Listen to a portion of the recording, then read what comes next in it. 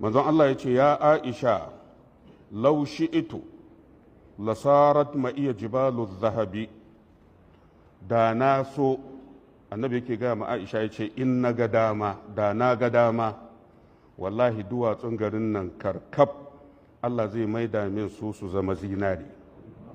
Haka manzon Allah ya gaya ma Aisha, da na ga dama a yau din nan da duwatsun da duk kike ganin nan Allah ya maida su zinari. Sai ce bari gaya miki abin da ya faru. Atani malakun, wani mala'ika ya zo gare ni, faƙala da ya taho sai ya ce inna rabbaka yuqri'uka salama, Allah mahaliccinka yana karanta sallama gare ka ya Rasulallah, wa ya laka kuma ya aiko ni da saƙo, in ji wannan mala'ika. Abinda Allah yake cewa in shi'ita kunta nabiyan malikan, idan ka ga dama to za a mai da kai ka zama annabi kuma mai mulki. Annabi ne mai mulki ne, kamar misali annabi Suleiman alaihi salam, kaga annabi Suleiman annabin Allah ne mursali kuma gashi mai mulki. To sai Allah ya aiko mala'ika ya ba mu annabi Muhammad zaɓi, in kana so za mu mai da kai annabi sannan kuma mai mulki. Wa in shi'ita abdan, idan kuma ka ga dama sai mu mai da kai annabi amma bawa. Annabi ne amma bawa.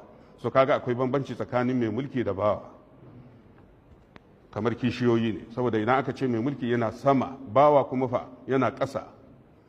Saboda haka ana bawa annabi zaɓi, mala'ika ne musamman Allah ya turo shi ga annabi Muhammad.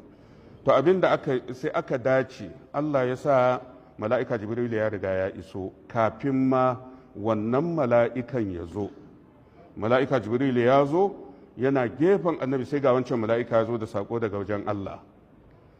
Da a ce babu mala'ika to da zaɓin annabi ne kawai, amma da yake mala'ika Jibril ya riga shi zuwa, yana faɗin saƙon Allah, fa ashara ilayya Jibrilu, sai mala'ika Jibril ya min ishara.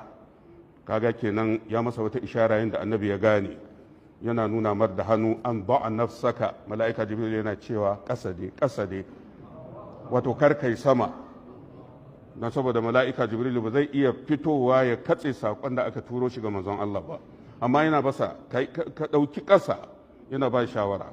Faƙultu da naga abinda mala'ika Jibril yake faɗa, sai na ce nabiyan abda, na zaɓi a maida ni annabi amma kuma mai halin bayi, ba mai halin masu sarauta ba.